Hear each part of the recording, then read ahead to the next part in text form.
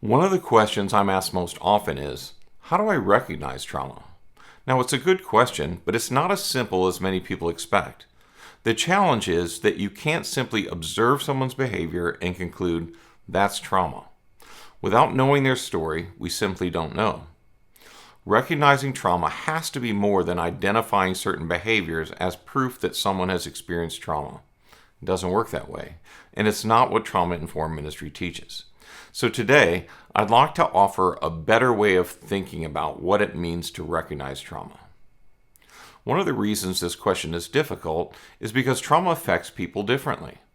Two people can experience the exact same event and respond very differently. Likewise, while there are many common effects many survivors experience, no two people experience trauma exactly the same way. The long-term effects can be relational, emotional, physical, spiritual, cognitive, and more. Even then, the way those effects are experienced varies tremendously from person to person. Now, on the other hand, two people can display very similar behaviors for completely different reasons. For example, imagine someone begins withdrawing from church fellowship. Is that trauma? Well, maybe. Someone may withdraw because of trauma. Someone else may withdraw because they're grieving. Another because they're exhausted. Another because they're struggling with depression. And another because they're naturally introverted. You simply can't look at one behavior and conclude that person has experienced trauma. One of the most helpful shifts trauma-informed ministry has made for me is that it's taught me to hold my conclusions a little more loosely until I've taken the time to understand a person's story. I've also noticed that all of us tend to have categories we're most familiar with. We naturally look for explanations that fit those categories. If you spent years studying trauma, it's easy to begin seeing trauma everywhere.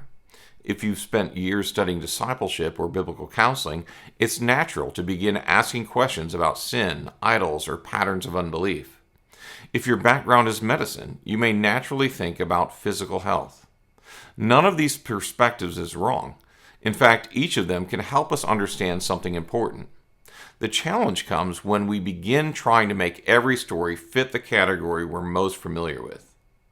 Now, one of the things I appreciate most about trauma-informed ministry is that it hasn't taught me to replace one explanation with another.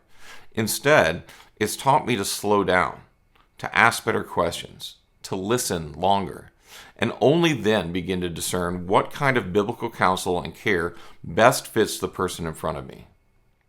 One word that's often used in trauma-informed care is curiosity. By that, we simply mean taking the time to seek understanding before deciding how we will offer care. Let's ask thoughtful questions. Let's listen carefully. Let's resist the temptation to fill in the gaps before we actually know what's going on. Because if we've misunderstood what's actually happening, we're much more likely to misunderstand what will be most helpful, and we may even unintentionally cause further harm. Now, Scripture gives us many categories for understanding the human experience. It speaks about sin. It speaks about suffering. It speaks about grief. It speaks about fear and about weakness. Trauma-informed ministry helps us better understand how these experiences may continue to affect people over time. The reality of trauma isn't new. What's relatively new is the language and research that help us better understand those long-term effects. One of the reasons I've become passionate about trauma-informed ministry is not simply because trauma is common, although it is. It's because I've found that the principles of trauma-informed ministry have made me a better shepherd overall. They've helped me slow down before drawing conclusions. They've helped me to ask better questions. They've helped me understand that people often need to experience safety before they can fully engage in the kind of care, discipleship, and community we hope they'll experience in the church. Those habits don't just help us care for trauma survivors, they help us shepherd people more wisely, no matter what their need. As pastors and ministry leaders, we're not called to diagnose trauma. We're called to faithfully shepherd people. James reminds us to be quick to hear and slow to speak. Shepherds listen before they speak. They seek to understand before they rush to fix. And they remember that every person has a story and every story matters. So, how do we recognize trauma? Not by memorizing a list of behaviors, but by taking the time to understand a person's story. Sometimes that story will reveal trauma. Sometimes it will reveal something entirely different. But either way, you'll be in a much better position to offer wise, compassionate, biblical care. If you'd like some practical next steps for helping your church become more trauma-informed, we've created a free guide called 7 Steps to Becoming a Trauma-Informed Church. You'll find the link in the description below. And if you find these videos helpful, we'd love for you to subscribe. Thanks for watching.